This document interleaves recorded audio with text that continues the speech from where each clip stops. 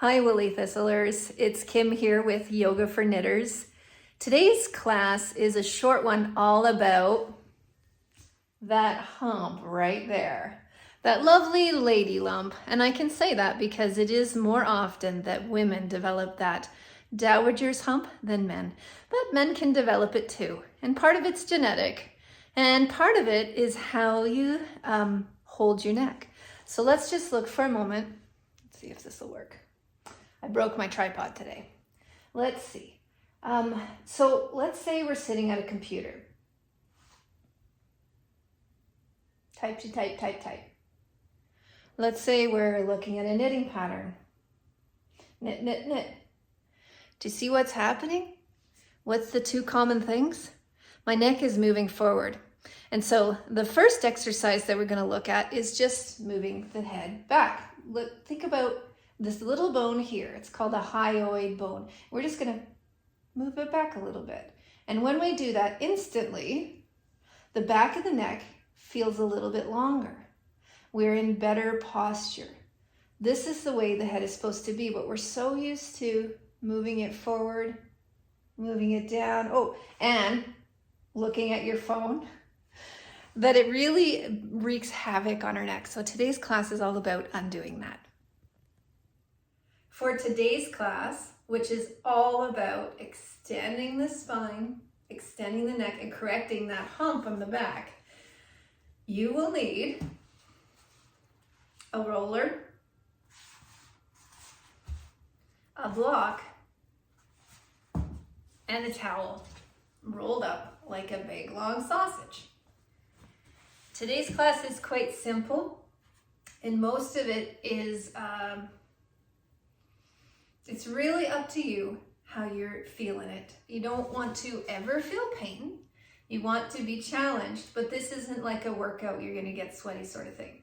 This is something that we should do on the regular to prevent that hump from getting longer, bigger, smushier, or rounder. You don't want to end up with a hunchback later on when you could have prevented it.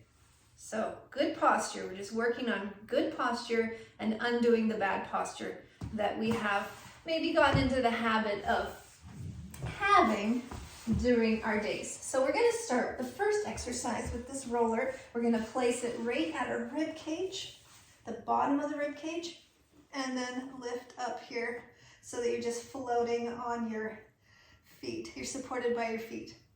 You want your hands behind your head. You're supporting your head slightly, and then you're just going to use your abdominal muscles to control how much the head comes down, and then squeeze back up. That's it. Down and back up. You're probably going to feel some pinching along the bones in the spine, along the rib cage. And as long as it's not hurting you, you're good. We're just going to practice putting the body into extension. This is a good ab exercise too. You can feel that everything here in the corset is cinched up.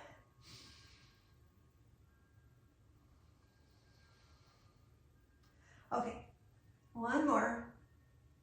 Then we're going to walk our feet down the mat a little bit. Move that bolster, that roller ball, a little higher up. Now it's right kind of between my shoulder blades. And same thing. Extending. You might start to feel some pops or hear them. It's all good.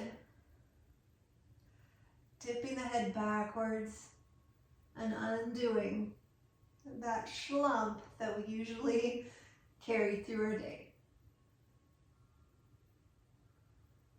Awesome. We'll do this one more time.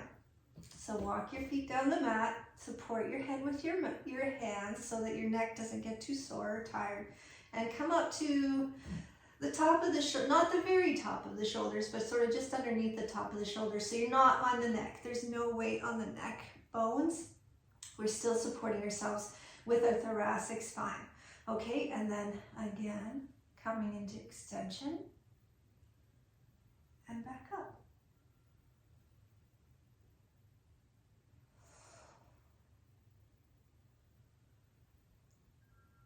Awesome. Should feel really, really good. This is something you can do regularly like every day if we wanted, to undo that discomfort that comes from our daily activities. I mean, most of us spend our days working at computers. If we're not at a computer, chances are you're doing something in front of your body. I don't know too many people who work in the back of their bodies. So we're always flexing forward, and we need to undo that with extensions. It also makes you think about being a little bit more aware of how often we're looking at our phones. Okay, let's come out of that one.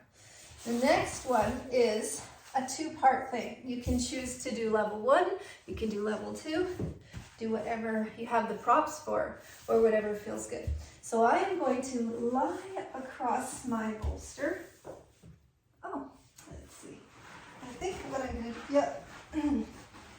So it's a little awkward, that's okay. So the bolster, mine's a nice short bolster, but a long one will work too. The bolster is along my spine, between my shoulder blades, and my head's hanging off. And I'm just going to put that block a little bit lower than the bolster. And that's it. That's the whole exercise. So to really set yourself up for success here, give yourself a great big hug so that pulls your shoulder blades apart. You can feel your spine connecting with that bolster. And then let your arms come down at your sides. And settle into it. So you're getting a beautiful stretch through the shoulder blades. And this is a very subtle and delicious spine extension here where it requires no work. It's passive. It just happens. You can lie here as long as you want. Should feel really good. In fact, the longer you stay, the better. This is a good time to put on a guided meditation or listen to an audiobook and just settle in for like 5 minutes and enjoy it. So you see, it's exercise you can do every day, but it doesn't mean you gotta get sweaty. Okay, to come out of this, the best way is to just roll right off. It's not super graceful, but it works. Oh, and it rolled away. There we go. The last one is with this sausage here. And we're going to do exactly the same thing, except it's going to be a little bit more relaxed and soft. So if that bolster there, that roller ball was too hard, then this is option number 2. I'm just going to lie over it. Make any adjustments you need to so that your head rests on the floor, but the rest of you is on the mat. I think I'm scooting away out of the camera frame here. Yeah. There we go. Okay. So you don't want anything on your neck. Your neck is just hanging out in slight, mild extension, and it's a happy thing. And then again, give yourself a nice big hug so that you can feel your vertebra, your backbone's connecting with that sausage underneath you. And then let the arms come down, spreading the shoulder blades around that towel. And then let's imagine we have someone behind us, but we're going to do it ourselves. So a nice, lovely friend behind us who lifts up her head, provides a little bit of traction, so pulls the head away from the shoulders and sets it back down again. Just like that. And again, this is a great time to listen to guided meditation, your audiobook, or the sound of the world around you. This is a time to be reflective, to go inwards, and to just passively let the magic happen.